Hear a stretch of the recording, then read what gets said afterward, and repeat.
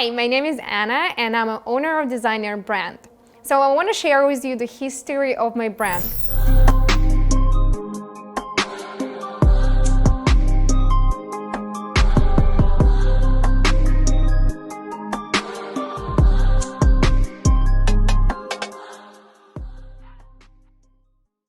I've been a lash artist for about 8 years and I choose to make my own brand to develop the best quality product for all of you and for myself. So the way I created it, it's a baby what I grew from the beginning. So I fall in love with that and the rest of you fall in love with that. So in this particular tutorial, I want to talk with you about adhesive. I know this is a big pain for a lot of lash artists and I want to help you out based on our brand. In particular time, we care bond adhesive and we care chic adhesive. It's two different drying time and I want to go and deep in and explain you why do we need that, so you don't have problems anymore. So what do we know about adhesive? Our main ingredients, it's a cyanoacrylate, right? It's a chemical ingredient what create the bond between the lash and natural lash. Our lash what we're working with and the natural lash of a client. So the second ingredient in our glue, it's a stabilizer agent. It's a very important ingredient because just because of that ingredient, the whole glue bottle doesn't dry inside. And that's the reason why we need it. Why we need to know about stabilizer agent. When we open up the glue, oxygen going inside of the glue bottle and pretty much the stabilizer agents start to evaporate. So the longer we have a bottle, the bigger the bottle, the less effective a glue in the end of a month. The reason why every single manufacturer and every single brand is telling you to change your glue every month, that's because of the stabilizer agent. I will recommend to change the bottle every 2 to 3 weeks. So that's the reason why our bottles are only 5 milligrams, because I believe we need to change the glue much more often than 1 month. I personally, when I'm working, I put the label on my glue, when do I open it, and I change it religiously every 2 weeks. Cyanoacrylate, that's the most important ingredient what we particularly working with. Cyanoacrylate create the bond. Without this ingredients, pretty much no bond happening. We need to know everything about it. We need to know how to work with that. Pretty much in our brand, our glue working with 40 to 60% of humidity, it's ideal. But what if you're working in different environment and this is not ideal for you? Okay, so pretty much we working in different seasons. We working in different cities. It's a different humidity and different temperature. If you be able to buy humidifier and dehumidifier for your particular studio, that's amazing. But what, for example, if you're working and glue working for you and then something happen outside, like a rain start, and this completely change your whole temperature, your whole humidity in the room, and now the glue doesn't work.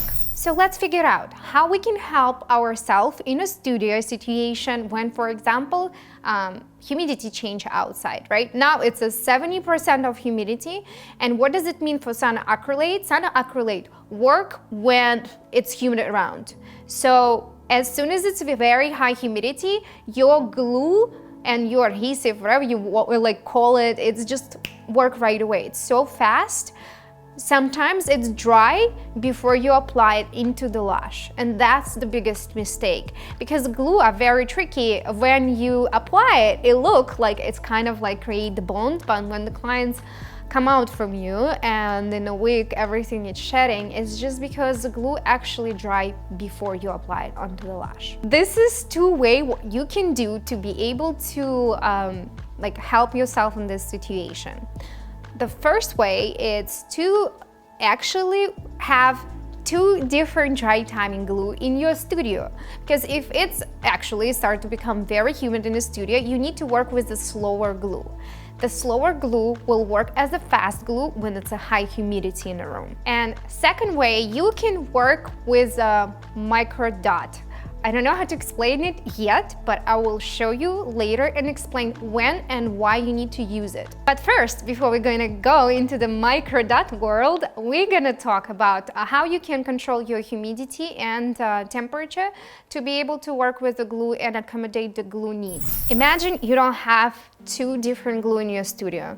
You only have like fast drying glue. Will you be able to slow it down? Of course. By working with the two main things what we have, humidity and the temperature, we'll be able to control the dry time for the glue. If you have 0.5 second and I don't know, your humidity are really high, what you need to do is you need to buy a dehumidifier. I know not everybody can be able to do it. If you don't have a dehumidifier, you need to lower the temperature. And again, you can work with a microdot. I know I still didn't show it to you what it is, but just keep it going and stay tuned. It can be a different situation. You're working with a slow glue and you have low humidity and pretty much okay temperature, right? But your humidity very low and moisture what we have in the room, it's not enough for the cyanoacrylate to be able to bond with the lash. That's the most annoying thing for a lash artist. I feel your pain, but you'll be able to change it. All what you need to have a humidifier in your room and make the humidity higher. If you don't have a humidifier, try this. Try to have any type of like debonder or something what can increase the dry time for the glue, and just simply use a little bit on your lash strip. I will suggest to use only like 1 millimeter, one at a time, because it's also evaporate, and try it out. But guys, this is very important. That's like crucial. When you do stuff like that and you're trying to accommodate your glue, check your lashes. When you apply the lash on a lash of a natural lash of the client, please give it a time to dry, come back to this lash and make sure it's actually stick, because you don't know if you worked correctly and you don't want to do a full set and only in the end understand that you didn't work with the glue in a correct way. So let's talk about microdot. I know you was all waiting for it. What it is, why we use it, and when we're using it. So microdot can help you out when you're working with any type of the lashes. You can work with the classic, you can work with the volume, and what it is, it's when actually you take your fan, what you have, and you apply it 90 degrees into the glue, and the dot, it's like a mini dot in the end of the fan. The reason why we have it, because when it's a circle, it doesn't polymerize as fast as it's just when it's all over the lash, right? And pretty much it slowed down the process for you. If you're working with 0.5 second drying time, when you apply it, because of the microdot in the end, what happening, it's give you the time to adjust the lash.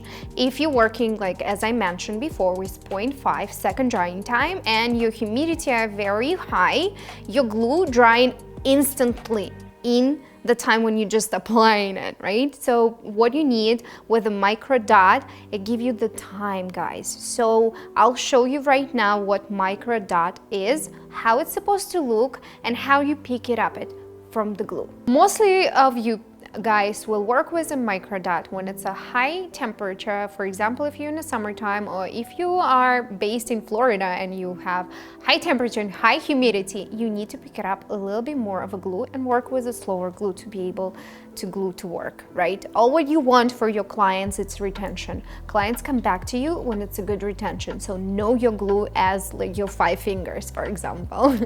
When you will not use the microdot, if your client have a lot of lashes and a lot of lashes have a baby hair, that will create stickiness with the baby hair. So please don't use that technique, in particularly when a client have a lot of baby hair, because it's just gonna create the stickiness. You pretty much will not be able to control it because it's take a little longer time to dry.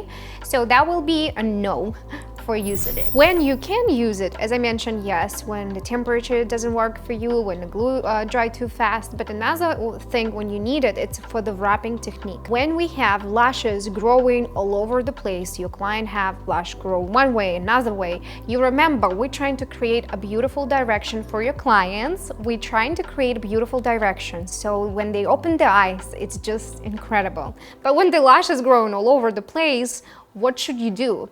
Remember about the wrapping technique. It's pretty much when the natural lash grow this way and you try and with extension create the direction whatever you need it. You wrap it under and over, and you can wrap it over, you can wrap it under, but you create the direction for your client. And for this particularly, you really need this little micro dot in the end, and the technique for that micro dot, it's always will be when you're putting the extension on, it's going to be kind of gliding and sliding on a natural lash, so the glue will go even all over the lash, will create a best bond for you, and also will help to leave the direction for your extension what you apply.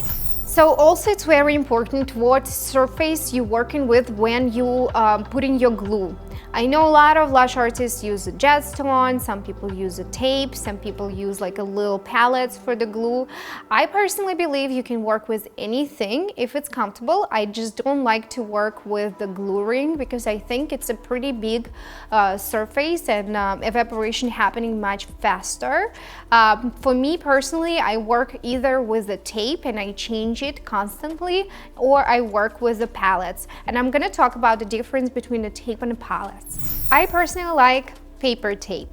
The reason why, when you apply your dot of the glue on a paper tape, it's actually have a shape and the shape stay. In paper tape, you pretty much need to change it every, I would suggest 5 to 10 minutes, depending on viscosity. You will change your glue by feelings, but recommendation is 5 to 10 minutes. I know some people recommend to change every 2 minutes. I personally think it's too much time and it's gonna increase your time for work, and work time, it's money, guys, right? So 5 to 10 minutes, and don't forget about crystallization. If you don't know what crystallization means, I will explain very quickly. It's pretty much when you apply a dot of the water on the glue when the glue stops working. The reason why you need it is for your personal health. You don't want to breathe all this evaporation of the glue. As I mentioned before, we do have tape for the glue and we do have a palette. So I'm going to show you how to use glue correctly and how to apply it on the tape. You have to hold your bottle 90 degrees and just apply a small dot without any bubbles to use the glue and just to take it from the top. Also, on the same time, after you apply the glue, you have to wipe the tip of the glue bottle and absolutely close it very, very tight because we don't want any evaporation happening. Okay, so we're doing exactly the same thing with the palettes. All you have to do, hold it 90 degrees, have it full to the top. The same, we're gonna wipe the tip before we close it. So another way to work with, and we actually do carry it in our shop, it's palettes, glue palettes. I like it actually because it's leave the glue fresh for a little longer. As I noticed, and a lot of lash artists do like that too, because it's kind of also like more clean and you don't have to tape it out and throw it out. You just use the same palettes and just using the glue like a water drop for crystallization.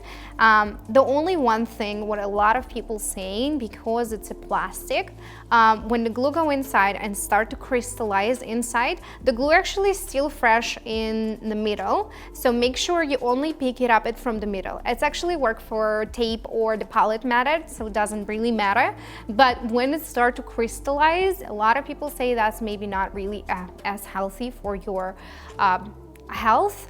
I didn't notice anything different. I still love working with the glue palettes. They changed my life, and I feel like they also changed the how fast I'm working, and I don't have to change the glue as fast as on a tape.